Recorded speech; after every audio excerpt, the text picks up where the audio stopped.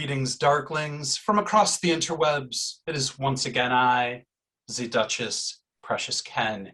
It's great to have everybody here for the Sounds and Shadows podcast interview. I'm going to start a little different than our normal setup. I want to try something today where I've heard what the kids are into is unboxing, and I have received a box today. Let's see what's inside. It says fragile. I think that's French. Oh my, what have we here? It is a lovely prize package from Hydra, a band from Texas, which you will see an interview coming up from us, from Bradley. But I've got here CD. Ooh, exclusive double CD. A lovely message from Bradley that he has signed this for me. And most importantly, this is so dope that he did this for the albums. Come on, sucker. This really cool, like, commemorative coin of the album on it, and both sides. So Collin, we can start, doing our disputes in the studio by flipping the Hydra Bradley coin in order to solve those. And then I have this, oh man, there's so much cool stuff in here. This is dope. A really cool, it's like a lyric book that has 3D glasses in it to look at 3D images of the lyric book. This is so freaking cool. I didn't even know all this stuff was in here. And then finally, of course, the record, which Bradley has signed for us. Wow, man, my day just got so much better.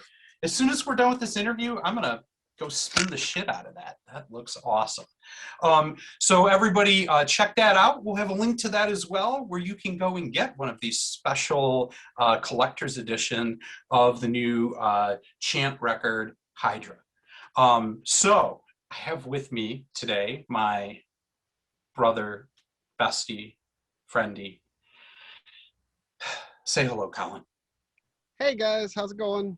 Great to see you. Miss you, Ken. Wish you were here with me or I was there with you, but I got a green screen now, so we could maybe like put me there in the studio. We could make just have your head float like weirdly here. That'd be cool. Bobbing right? slowly.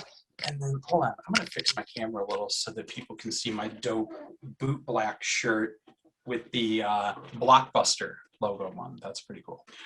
All right, without further ado, we're super excited.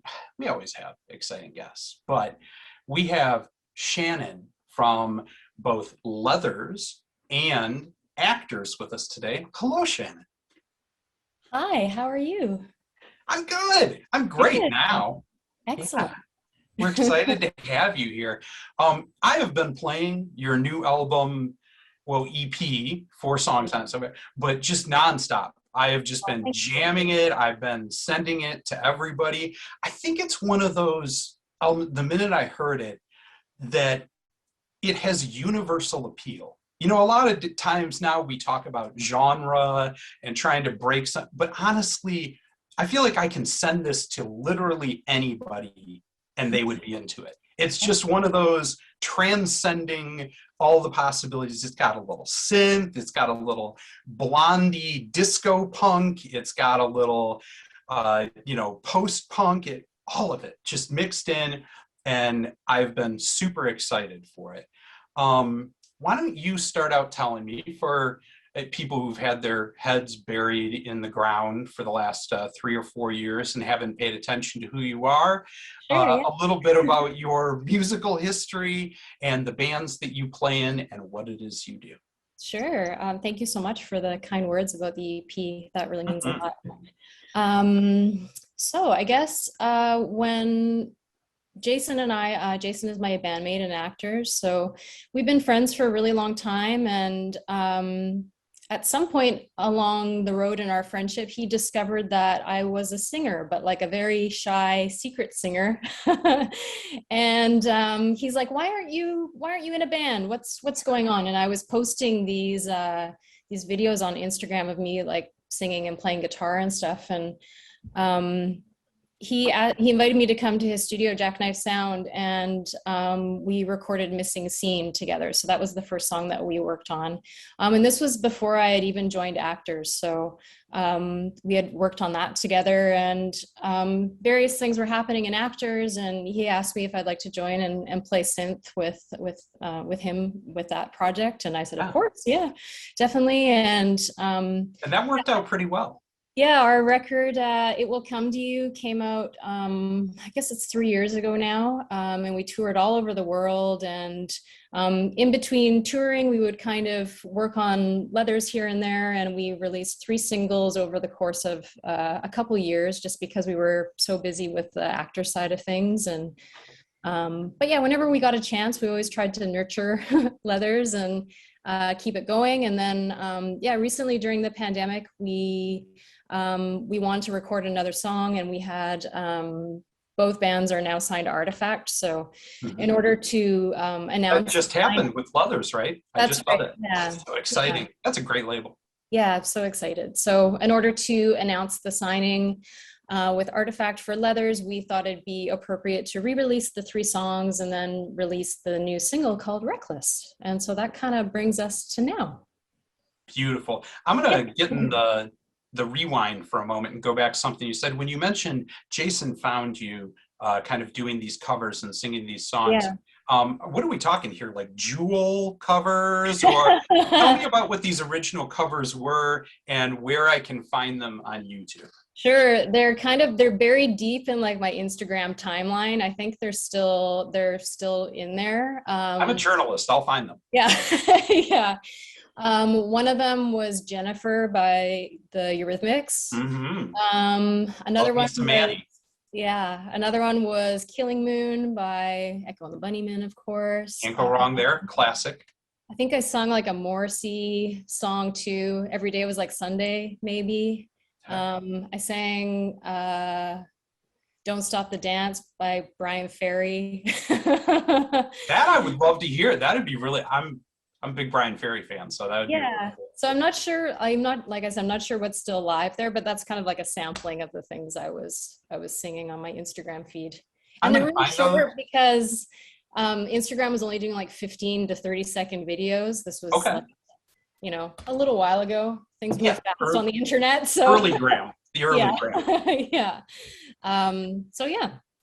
That's awesome. So he heard my voice, and he really liked my voice, and I was quite shy about singing. It took me a little while to kind of break out of my own psychological fears about singing and kind of being vulnerable with my voice and stuff like that. But yeah, he's always been a huge champion of my voice, and so yeah, Jay's amazing. Great. I think to me that's so exciting to hear, and especially because when I heard the early Actors stuff, you are there and you are doing vocals, but I would say definitely to your point, it was more a addition. It wasn't to the front as much. Yeah. And these new singles and what we've heard, I was talking to Jason about this. It's very much a 50-50, split in a lot of songs, and you're much more to the front. And then especially when I hear this Leathers material, I feel like this is what I've been waiting for, and it was finally you finding your own in it and finding your voice and coming forward, and it's just piercing and ethereal and beautiful. Tell me a little bit about what that was like, the difference in you recording Actors material and how Jason is as a producer with that versus Leathers, that's your baby, your songs, and how being in the studio is different comparatively in terms of how you use your voice and how he talks to you when you're doing those songs. Sure, yeah. So when we work on the Actors material together, like he'll have parts in mind for my voice in particular. So when I go into the studio, we'll just listen to stuff, and he'll like say, I want a backing vocal here, and we'll kind of play around with some things to find out what the best harmony would be. Or if it's like, there are a couple songs on the new record where I have like kind of a spoken part, or there's like for example, on one of the new songs called Cold Eyes, like I sing what is considered, I guess, the chorus in that song. So Yeah. So there are parts that I sing on my own, and then we harmonize with each other too. So but yeah, kind of discovering that is just a process of being in the studio with Jay and just seeing what works for the parts. And sometimes we try something and it works right away and it's super quick, and then other times we're trying all sort of like different ways to sing something, whether it be in the delivery of my voice or whether it's different, the melody has different notes and all that kind of stuff. So but yeah, he puts me through my paces for sure. That's good. That's what you want from a good Absolutely. producer. Yeah, I mean, I've learned so much from Jay singing in the studio, just to how to be flexible and be agile with my singing. And it's definitely made me a better singer to have to change direction with things on the spot, and not get too married to certain ideas, because it could easily change, and then it might make something better when it's changed like that. So yeah, it's good to just be flexible, I think. Yeah, no, I agree. When I hear you talk about this too, about kind of him being a supporter for you, and I think one of those things that's underplayed with bands a lot, and you can hear it in music, is the importance of the relationship of a band and people. You can hear that you guys are all genuinely friends. Yeah. It does in your live show, that you're having fun, how it comes across. I mean, and that goes all the way to back, the Beatles, the Stones, you know what I mean? Like, people want to be associated with music that sounds like the people involved care about each other. Yeah, definitely. Unless you're, talking about, there are some great albums that, like Fleetwood Mac, where it didn't go that way. Where it's like, But you feel that tension there. I mean, that's kind of hot too, but yeah. no. Tell me a little bit about band members getting a little too close, though. A little too, that can go wrong too. That's true. So tell me a little bit about what your friendship for all of you, and especially you have a new member come into Actors now, and what that's been like, and how important it is to being able to create this sound, and more importantly, get out on the road with people, because otherwise you might stab someone. Like, you are packed in tight. It is, if you don't like this person a lot and have a lot of consideration, it gets hard. Yeah. Tell me about what that's like. Yeah, I mean, it's certainly important that we all can kind of exist in these small spaces and be patient, but also be respectful of one another, and, be tidy and take care of each other, and look out for one another and that kind of thing. Yeah, I mean, I think, what else could I say?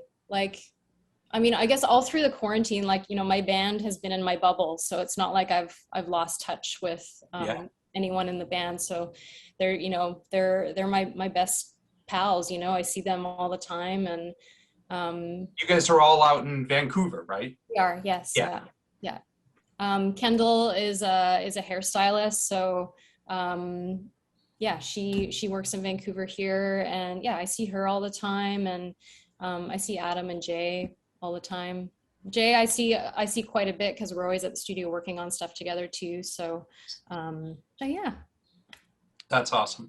You brought up a minute ago, Kendall being a hairstylist, which I mean, that's just a great extra asset to have on the road. Right. That's awesome. But you also do art outside of music too. You were a tattoo artist, right? That's right, yeah. Tell me about the studio that you're in right now, and kind of maybe some of the exciting things to your style, and how maybe that plays over into, the visual side of it complementing the musical side. Sure, yeah. I mean, I guess maybe some of the crossover is that I've tattooed my band members a bunch. That's always nice. Yeah. I've done quite a few tattoos for Jay and Adam. Kendall doesn't have a tattoo at all yet, Yes. but we're working on her. She'll get one, I'm sure. But yeah, I initially when I started tattooing, I apprenticed at a shop here in Vancouver. My mentor, Chris Hold, is now co-owner at a shop here in Vancouver called Palace Tattoo. Mhm.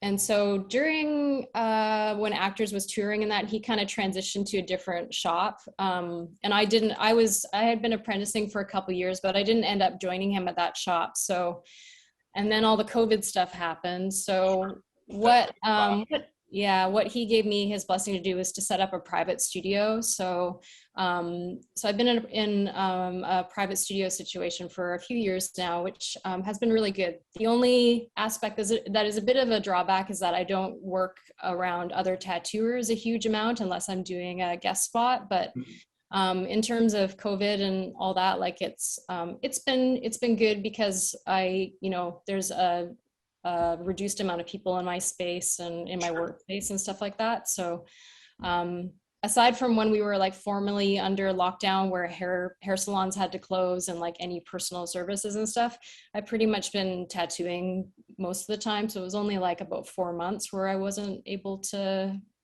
do that as my job. But yeah, otherwise I was taking on reduced clients and just kind of tattooing on the weekends, just, to be safe about things and all that stuff. So yeah, it's been good. Although, yeah, COVID has sort of changed a few things, but now that people are getting vaccinated though, the appointments are starting to pick up again and all that. So yeah.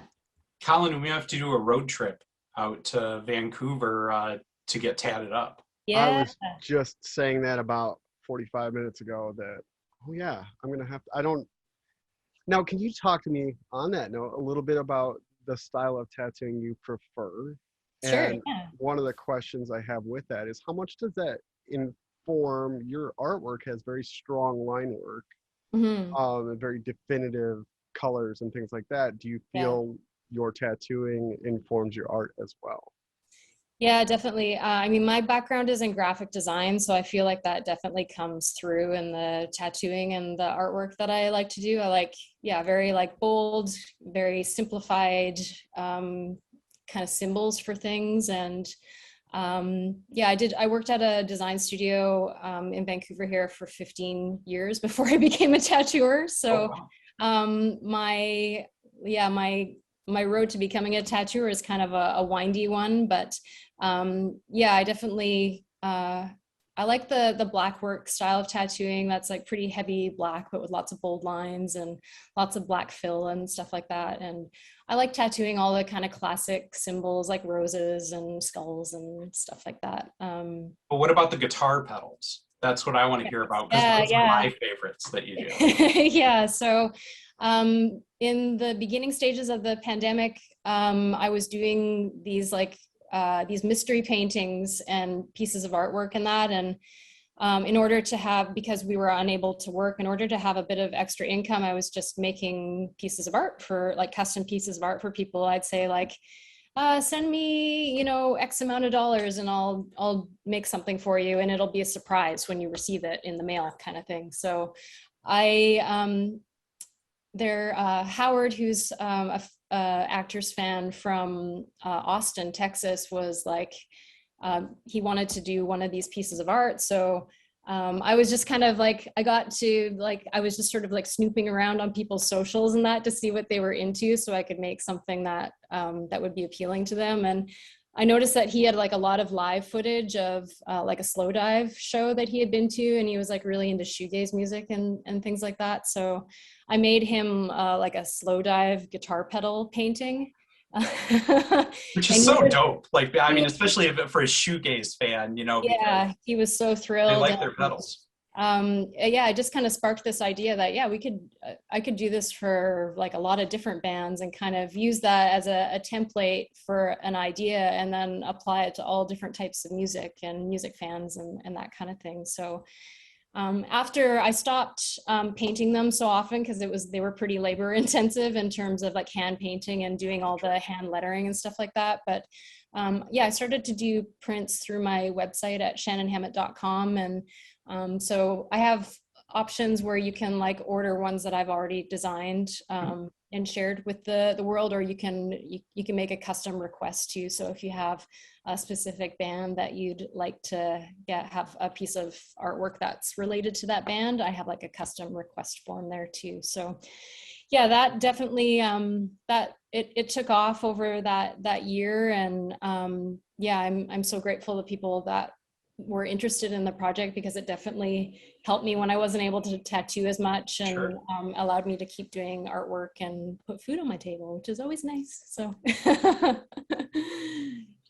That's awesome. I want to jump over now and talk a little bit about this new EP, because, like I said, it was really interesting to just hear something that I felt like was your voice as the primary.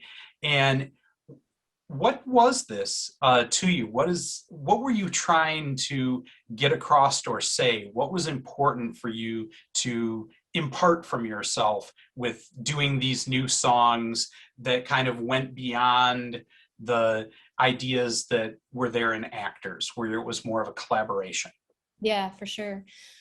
Yeah, I mean, it was important for me to be songwriting as well, but to also be, yeah, singing with my voice front and center. I mean, I've played a lot of different instruments over the years, but singing is something that I came back to and was always very passionate about, but also a little bit terrified Sure. about. So, but yeah, even like, I'd kind of be distracted by these different instruments for a bit. Like I play guitar for a while, or I'd, learn how to play bass, or, I played saxophone when I was a kid too. So, I played kind of all these things while avoiding what was like right in front of me, which was like, hey, I just really wanted to sing, but I was like too, I don't know. It just felt too vulnerable or too raw for Sure. me to explore it without the right encouragement, I guess, and the right support. So yeah, doing the Leathers project has definitely been like me pushing through some of those anxieties and those fears. And of course, like I've had a lot of experience through being in Actors, like with performing and things like that, which just helped me overcome a lot of that discomfort that I had with singing, even though it was something that I feel like it was something that I was born to do, and that, I love to do so much. So yeah, it's been probably one of the most rewarding experiences of my life to become a singer. Like it's really special to me, for sure. I like hearing that too, because especially when I think the title track, Reckless, Yeah. is there is a sense of, yeah, like just what you said, recklessness, or getting a chance to throw caution to the wind and cut loose with this voice that you've been kind of holding back for Yeah. so long. Yeah. And it does, it's one of those things where when you hear the song, both in the vocal delivery, the music going with it, and also the words in it, it is that message just comes to the front, and I hear a recklessness. Right. Did you feel like that when you were there recording it in the studio, that like this was you getting your swerve on, your cutting loose and letting go? Yeah, definitely. I mean, yeah, there is part of it that's about letting go, like, you know, being vulnerable and writing lyrics and that, and, singing from the heart and trying to make music that comes from an authentic place is something that's really important to Jason and I. So yeah, to be in the studio and kind of to explore those kind of those relatable things that that lots of people experience every day, and to talk about relationships and how people treat one another, and to like explore those themes in the songs. In Actors, some of those themes kind of carry over to Actors too, of course, but I think like thematically, like Actors is a bit of like it has a darker delivery in some ways. Definitely. Whereas Leathers has more of a pop foundation, but it brings in like my influences and interest in like kind of the darker sides of pop. So the strong melodies in like a band like Depeche Mode is something that's had like a huge impact on me as I was like as a listener of music. And so melody and having songs that have like very distinguishable or like memorable melodies is something that was really important to me when we were writing these songs and that. So I am in love with a good synthy pop hook. Yeah. And you have so many of those on this. I mean, right out the gates on Reckless, Phantom Heart, again, the chorus, just these beautiful synth leads. How do you come up with those lines? Or is there a method to you finding those? For sure, yeah. When I'm starting with the demo process, I often will come up with the bass line and the drum beat first. So for me, it's important to find the tempo first and to find the chord progression in a song. And that's something that I learned from Jason. It just, I don't know, for me, it helps me find the foundation of the song. And then once I feel like I have the melodic foundation, then I can sing over it. I can play synths over it. I can add all those like little layers that make it like magic and like sparkly in certain spots.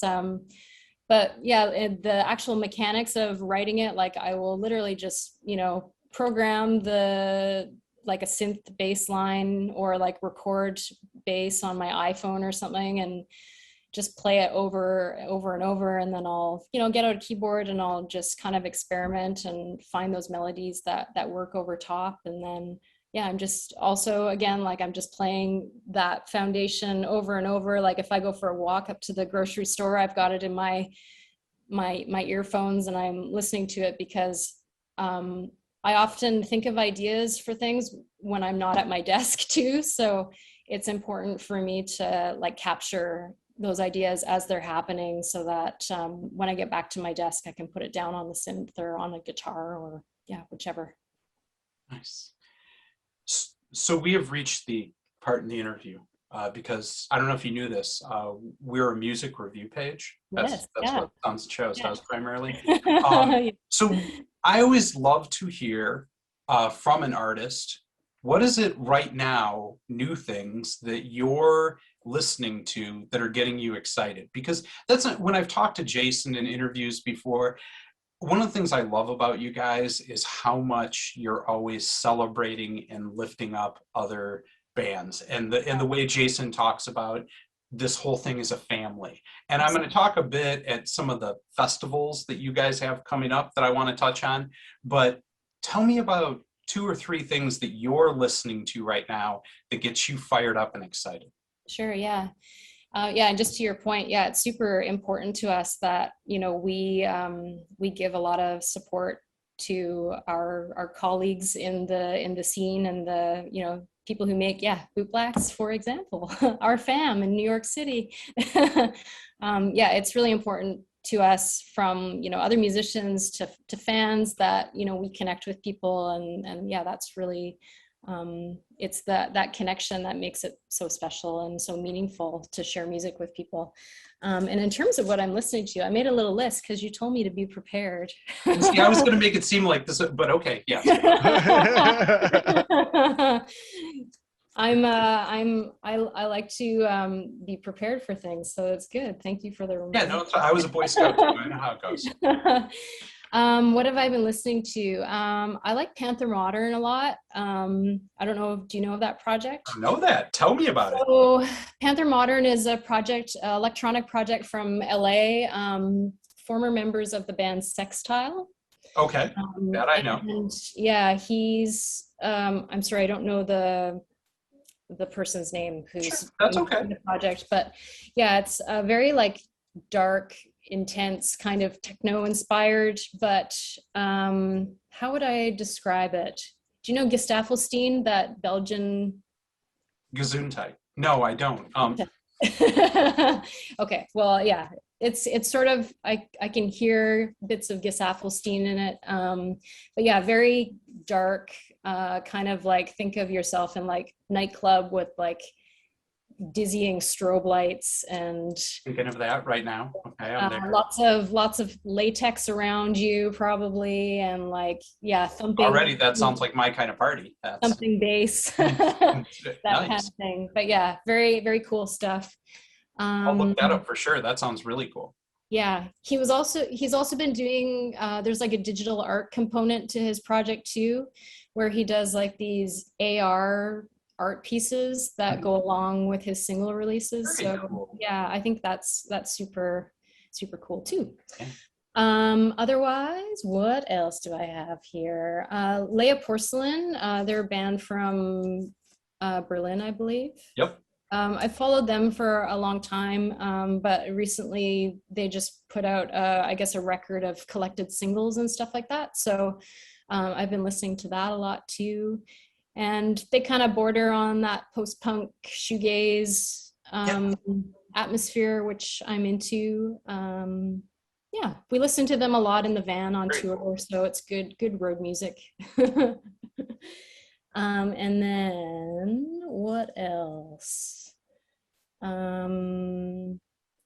Something from kind of the past that I've been listening to lately is the Medusa record by Clan of Zymox. Oh yeah, that's a classic. That's a classic. Yeah. Yeah, I love that one. I've been sort of revisiting that. And listening to some older Prince records too. Diamonds and Pearls, the 90s one. Honestly, my favorite Prince song, I know this is like blasphemy, but is Seven off. I mean, that's that era. There were some just straight up jams. I mean, everything Prince did was a jam. Oh, totally. Something you said a second ago, though. I'm going to look up two of those that I didn't know, and I'm excited for. People always assume that like I just know every band that ever cut an album. No, I don't know them, but I'm excited. I'll hear it. Yeah. Is You, a band that I am a very big fan of from Berlin, Golden Apes. Yes, you sang a duet with Pierre, who Pierre's voice does things. Yeah.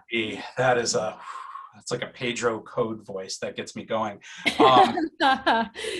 Real quick, now that I'm thinking about it, what it was like to do that song and that duet with Golden Apes and Pierre, a band that people need to know about. More people in America need to know about Golden Apes. Yeah, it was a really cool experience. We wrote that completely like long distance. So he would like write a verse and then send it to me. He had written the music and that for the song. And so, yeah, he wrote a verse and would send it to me. And then I would,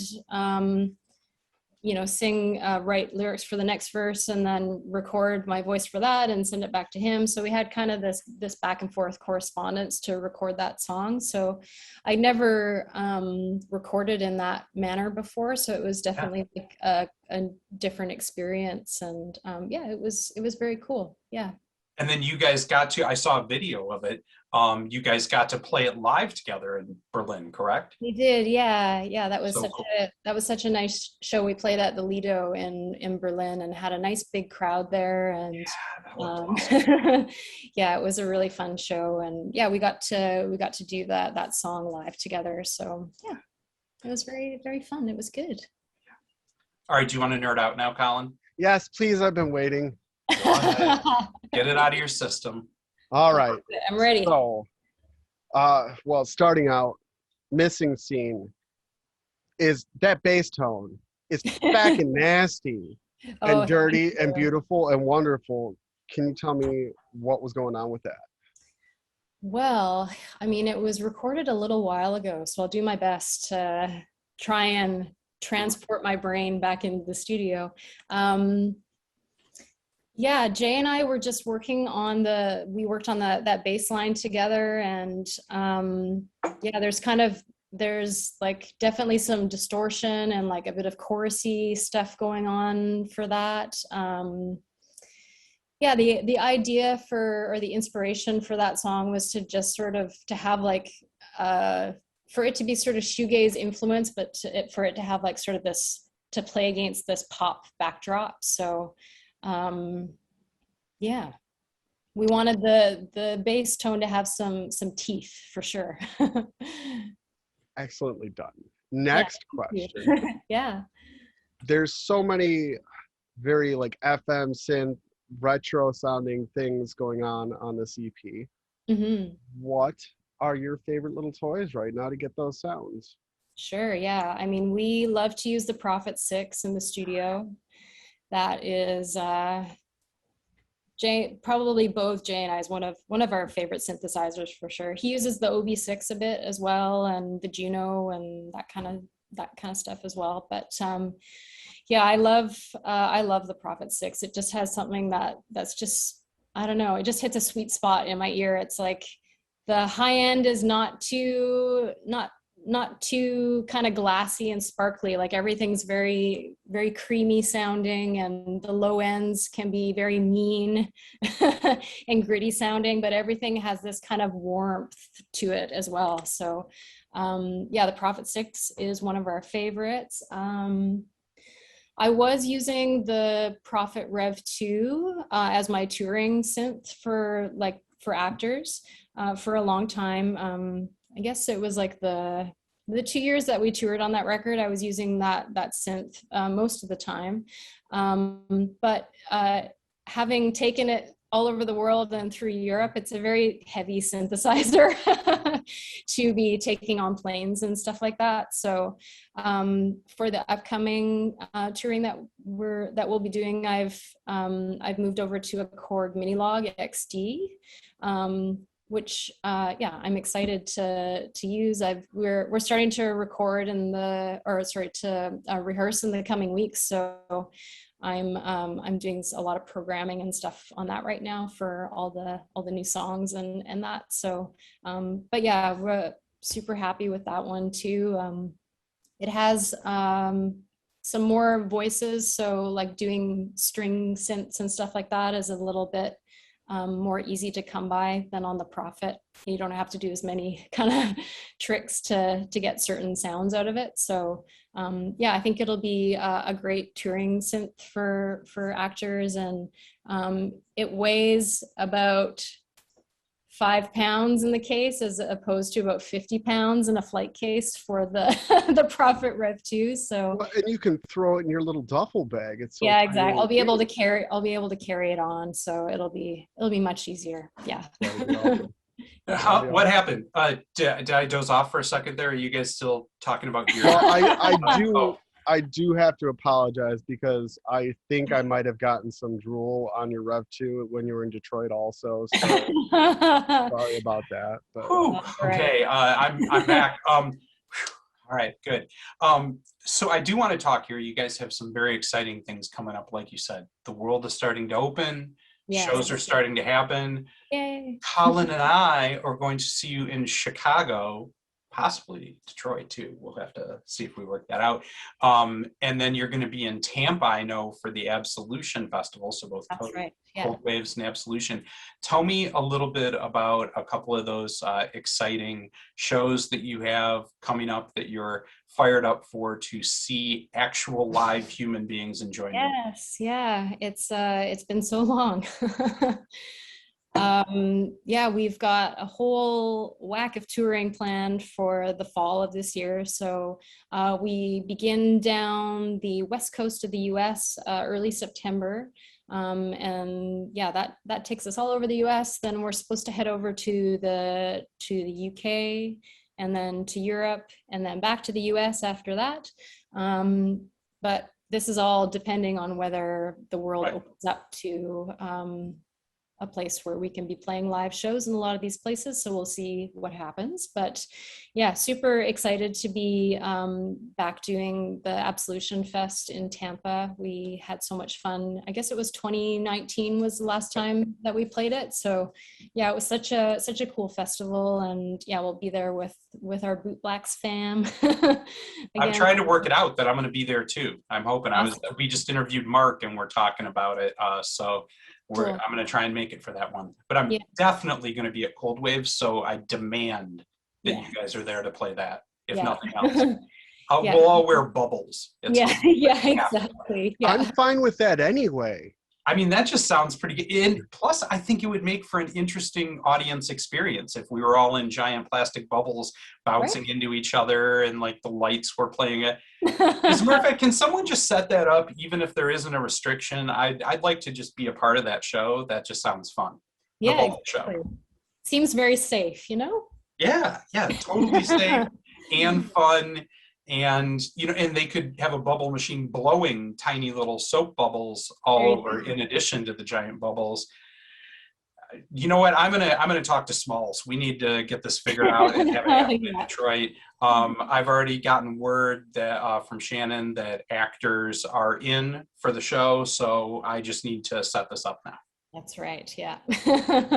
So yeah, fingers crossed we get to Chicago and that we can join everyone for Cold Waves. So we're still waiting for the border to open up here. We're still under a little bit tighter restrictions than you guys are down there, but Jay and I both have our second shots coming up this weekend, so so we'll be fully vaccinated as of this week, and so that'll be good. And yeah, we just of course, being Canadians, we have to have a proper visa to play in the U.S. So they need to process that for us. So fingers crossed that that everything goes well with that, and yeah, and that the border opens up real soon. Lovely. This has been awesome talking with you, Shannon. I'm so excited. Everybody needs to check out this EP. When the Actors album drops, it's gonna create ripples and just set the world on fire. Take my word for it. But we always close out the interview with playing a track that you choose of what you want to play out to. What song off the new EP would you like us to play out to, and why? I think you should play Reckless. Okay. Because it's the new, I mean, it's the new single. Yeah. And yeah, I'm glad you guys like it. That means a lot for sure. Yeah, we did a video for it recently as well. So you can find that on Artifact's YouTube page. We shot the video under like lockdown circumstances, so it was created with just 4 people, including me being in the video. So I think it's a testament of what you can do with like a small budget and like a couple determined people and like a cool idea. And I think I'm proud of how it turned out, and Wayne, the director, did a fantastic job with it. So I hope you get a chance to check that out too. I have seen it. It's quite great. I made it song of the day on the Sounds and Shadows group at one point. Awesome. We are going to spin out to Reckless. Everybody enjoy. This has been Shannon of both Leathers and Actors. Look for them on tour coming up soon, and check out that AP. And from us here at Sounds and Shadows, also, a reminder to spay and neuter your family or whatever. Vaccinate. That's what I'm going for. Because I need live music. Yeah, don't wreck this for us, people. Keep it dark, but do not ruin this for me. I need it. And when you need something, that is a responsibility that only an adult of my maturity would understand. That's cool.